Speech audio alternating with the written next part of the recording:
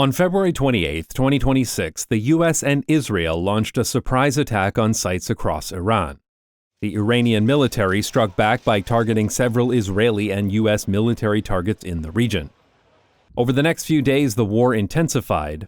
They don't like the word war because you're supposed to get approval, so I'll use the word military operation. And the targets expanded to include oil and gas infrastructure.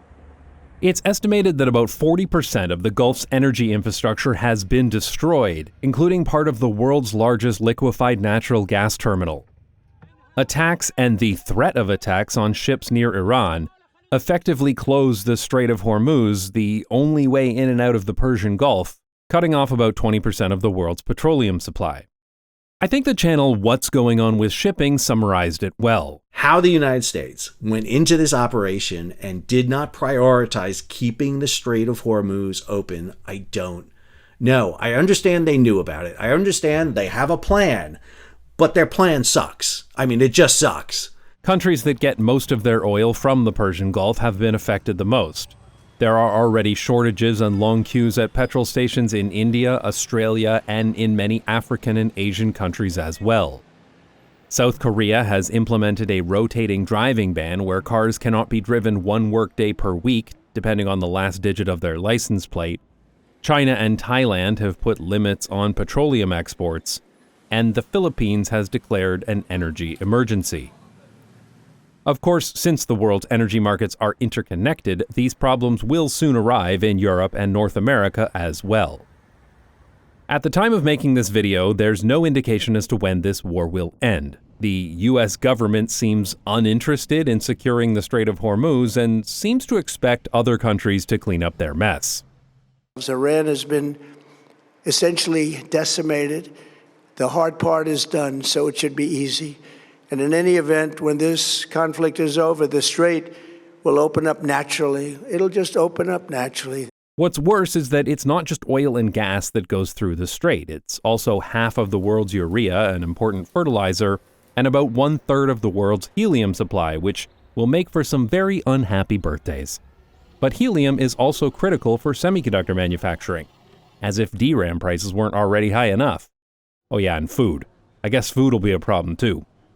So things are about to get pretty bad, but if there's one very small silver lining to all this, it's that when oil gets expensive, cities get better.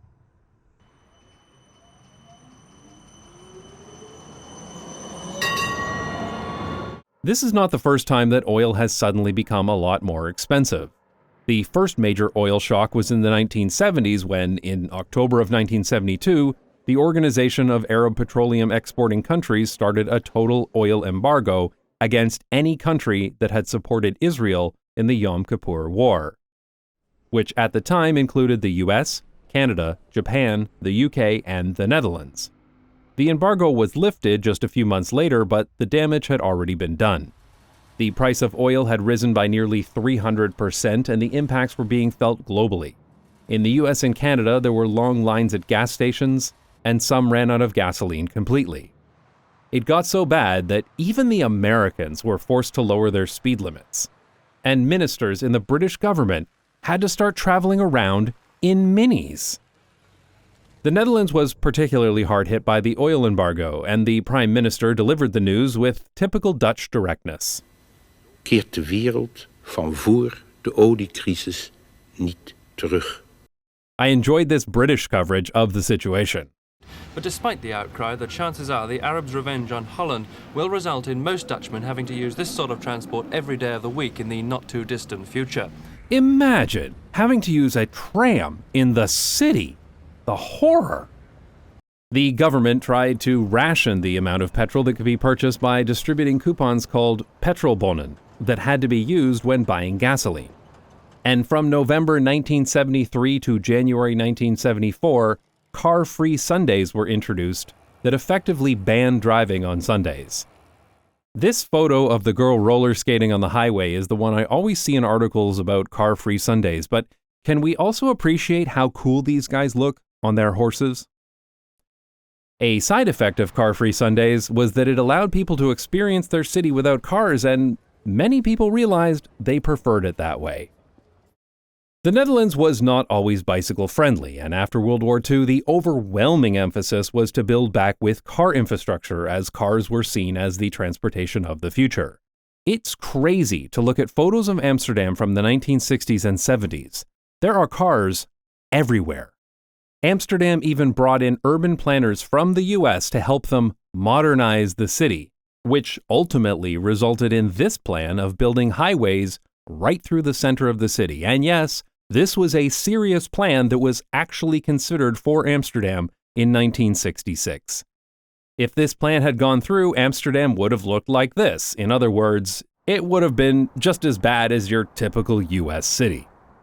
The second video essay I ever made on this channel was about this highway plan if you'd like to learn more and see what Not Just Bikes was like when my videos were only 3 minutes long. With more cars came more problems for cities, and in 1972, a group called Stop de Kindermoord started protesting children being killed by automobiles. These protests ramped up significantly in the 1970s, and there is no doubt that they were critical in changing the design of Dutch cities, which is why the Stop de Kindermoord protests are famous among American bicycle advocates. But very few people seem to know that protests like these didn't originate in the Netherlands. They started in the United States in the 1950s. Parents in neighborhoods all over the US blocked roads in protest of children being killed by cars. These became so common that the newspapers started calling them the baby carriage blockades. So why were these Stop de Kindermoord protests so successful while the baby carriage blockades were not? Well, it may have just come down to timing. The Netherlands was economically ruined after World War II, and it took several decades before most people could afford to buy a car. So the negative effects of cars in cities weren't obvious to most people until the late 60s or even the early 70s. When the oil crisis came along in 1973, followed by another spike in oil prices in 1979 due to the Iranian Revolution, it became much easier to argue that Dutch cities shouldn't be designed only for cars. But in the US, oil was cheap in the 1950s, and by 1973, cars and car-centric suburbs were already firmly entrenched.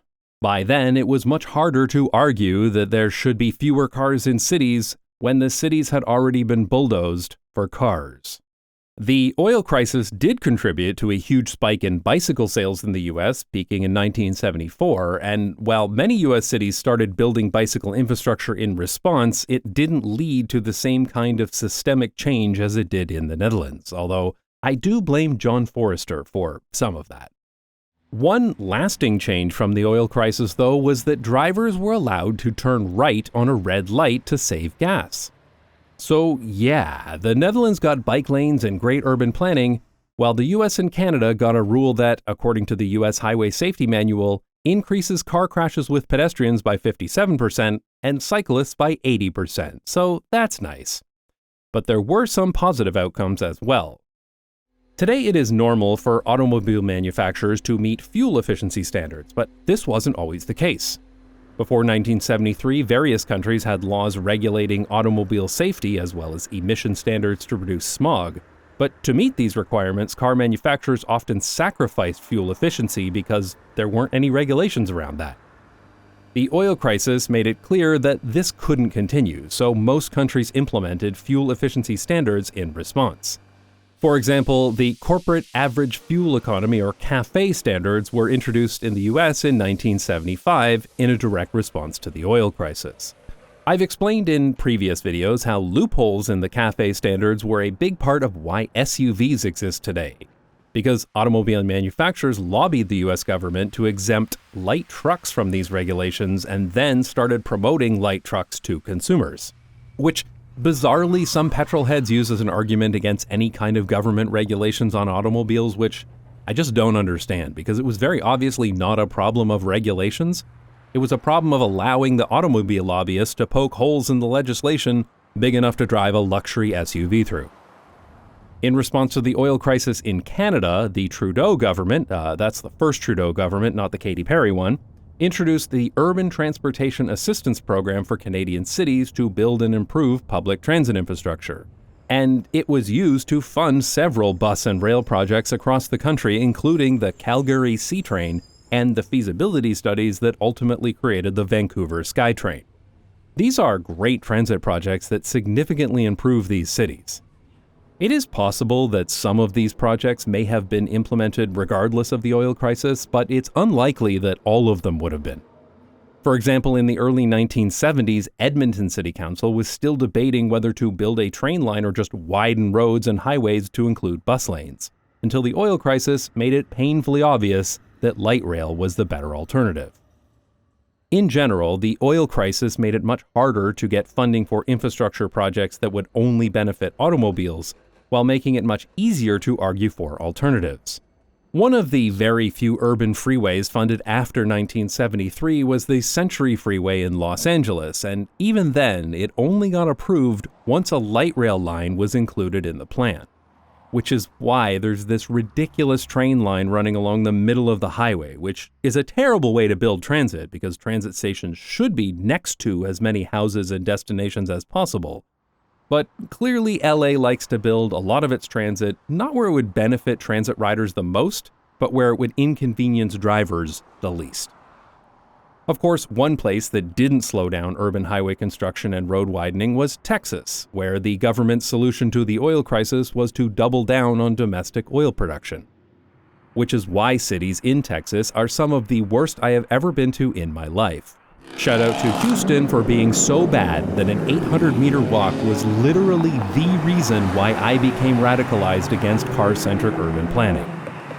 But Texas being incredibly shitty, and I hope I never have to go there ever again, brings up a very interesting point, because there are two ways to deal with an oil crisis. The first method is to find alternatives to oil wherever possible and to reduce overall oil consumption.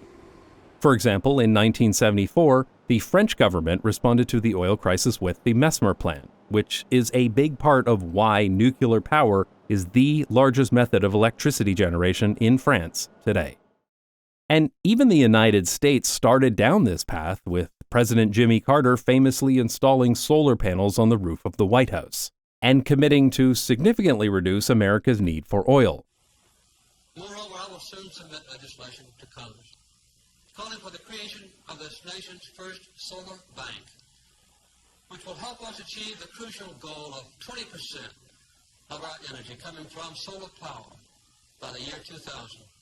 Of course, once Ronald Reagan was elected, one of the very first things his administration did was to fire everyone involved in the solar bank and to remove all of its funding.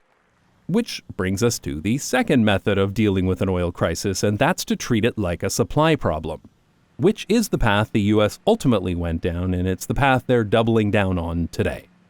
Because unlike the United States, where we've pursued an energy dominance agenda, you've got a lot of people all over the world who have focused on a lot of green energy scams, and they're hurting a lot more than we are.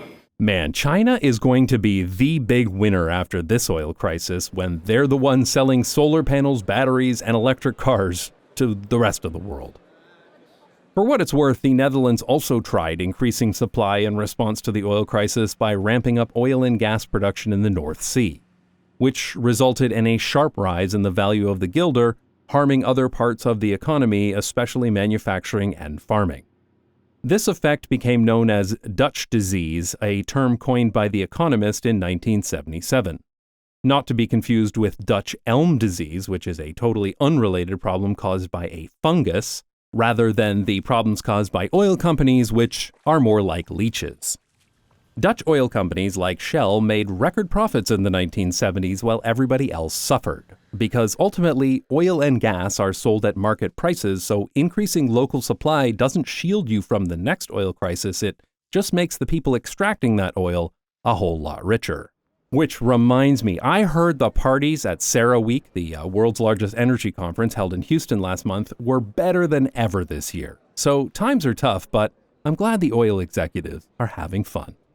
We really need to ramp up the alternatives to oil and gas for so many reasons, and thankfully those alternatives are getting so good and so cheap that there are vanishingly few reasons not to use them instead. Solar panels and batteries have become significantly cheaper, especially for commercial installations, and they last longer than ever. But even for individuals, in many countries in Europe, including Germany and the Netherlands, you can buy 800-watt balcony solar kits that you literally just plug into a regular socket. If you have a south-facing balcony, you might want to look into buying one of these kits, even if you're renting. A few years ago, we replaced our gas stove with an electric induction hob, and it's awesome. And heat pumps are so good that they're more than 100% efficient. That is, they put out more heat energy than the electricity energy they consume because they take advantage of the temperature differential between the outside and the inside. There is so much fossil fuel propaganda trying to convince you that these alternatives won't work, but they really, really do, and in almost every situation you're ever likely to encounter. It is wild to me when I see people repeating fossil fuel propaganda that solar panels and batteries are just as bad because they cause environmental damage in their manufacturing. For solar panels, this is just ridiculous because they're surprisingly simple to manufacture compared to most modern technology, and they are relatively easy to recycle too. Like, if you have a problem with what goes into these, then you're going to be really upset when you find out what goes into computers. But here's the thing. In order to build this equipment, it takes a lot of time, effort, and money, and resource extraction that can be bad for the environment. But then you have a bunch of solar panels and batteries that basically provide free power with minimal maintenance for at least a decade. Compare that to fossil fuels, which also take a lot of time, effort, and money to create, as well as resource extraction that is very bad for the environment, even ignoring oil spills or other accidents. And when you're done with all that, you literally set it on fire and need to buy more of it forever. These are not comparable. There is a fantastic video from Technology Connections that talks about this as well as several other related issues, and I'll leave a link in the description. And if you somehow haven't heard of Technology Connections, then oh boy, are you going to learn a thing or two about dishwashers. Of course, oil is incredibly important in our society. It's not just cars and power plants that use fossil fuels, it's in so many things. From fertilizers to plastics to the helium used in MRI machines, so much of our modern society is dependent on oil. I've often seen this fact used to argue that since oil is so important, we should be increasing oil production and not putting any limits on it, but I have never understood this argument. Because if oil is so important, and it is, why the fuck do we let people literally set it on fire in their cars? Especially when around 99% of the energy from that oil goes towards moving the vehicle itself or is lost to heat, with only a small amount going towards actually moving the people inside. Shouldn't this be a reason not to use oil for such frivolous purposes when there are significantly more energy efficient ways of moving people around, so that we can save that precious oil for those use cases where other alternatives don't exist yet? But of course, the main reason why oil is used in basically everything isn't just because of its chemical properties, it's because oil is plentiful and cheap. Right up until the moment that it isn't. But bringing it back to cities, car-dependent suburbia is the absolute pinnacle of a design that could never exist without cheap oil. In suburbia, everybody needs to get around by car, and cars require a lot of oil, mostly in their fuel, but oil is also used in car tires and lubricants. Oil is needed to make the asphalt that covers these suburban wastelands. Retailers are overly reliant on heavy-duty trucking and aren't connected to rail infrastructure. Single-family detached homes are less energy efficient than terraced homes or apartments. And an excessive amount of oil goes into the pesticides, fertilizers, and lawn care equipment needed to keep these non-native plants and grasses alive. Truly rural locations could become mostly self-sustainable with off-grid solar, wind power, electrification, and better farming practices. But if you stopped these guys from delivering, suburbia would collapse in about a week. It just so happens that the best kind of urban places, those that are human scale and walkable, are also the ones that require the least amount of oil to operate. When most of your daily needs are within walking or cycling distance, public transit is electrified, and trains connect cities together, the cost of gasoline becomes a lot less important. Which means that in a world of expensive oil, there will be a lot of forces moving cities in the right direction. I was involved in urban advocacy in Canada for many years before moving to the Netherlands, so I know how hard it is to change the status quo. There are some people, especially wealthy people, who benefit substantially from the way things are today, and they will do everything in their power to prevent that from changing. But there are also a significant number of people who are just resistant to change, any kind of change, even change that may theoretically benefit them. The good news is that when the status quo becomes so obviously broken, even the most change-adverse people cannot argue in favor of keeping things the way they are, and change becomes much easier. So, while I'm not looking forward to the coming oil crisis and the inevitable recession, I am genuinely looking forward to seeing how the world's best cities respond to it, and the positive changes that will come as a result. If you'd like to see me explore some great public transit systems, then check out my new travel show, Day Pass, where I visit a new city each episode and explore some interesting urbanist and cultural locations, while also riding as much public transit as possible. The first 3 episodes of Day Pass are now available on Nebula, and I'll leave a link in the description. If you haven't heard of Nebula, it's a subscription streaming service that's owned and operated by creators, not venture capitalists, private equity, or big tech. Which is why Nebula can afford to support creators and provide a platform for them to make the videos they want to make, without worrying about demonetization or algorithmic optimization. I never would have been able to create a show like Day Pass if it wasn't for the financial support and production support that I get from Nebula. We're currently planning the next series of episodes for Day Pass that will hopefully include some cities in Asia, that is, if jet fuel isn't prohibitively expensive by then. If it is, then I guess I'll be showing you around all the best cities within cycling distance of Amsterdam. When you sign up to Nebula, you not only support this channel and get early access to all of my future videos, you also get access to thousands of videos from over 250 other talented creators, all without any ads or sponsorships. You'll also get access to Nebula Originals, which includes unique shows like Day Pass, but also documentary films and many other videos that are only available on Nebula. Nebula also has gift cards, and my Dutch viewers will be glad to know that you can buy them with Ideal. You can even send one to yourself if you just want to try Nebula without using a credit card. So if you want to support a streaming service with lots of original high-quality videos that's also dedicated to making creators the best that they can be, then consider signing up to Nebula. If you sign up using the link go.nebula.tv/notjustbikes or buy a gift card at gift.nebula.tv/notjustbikes, then you'll support this channel financially and get 50% off an annual subscription. Thanks to everyone who supports this channel on Nebula, on Patreon, or even here on YouTube just by watching this video all the way through to the end. I appreciate it.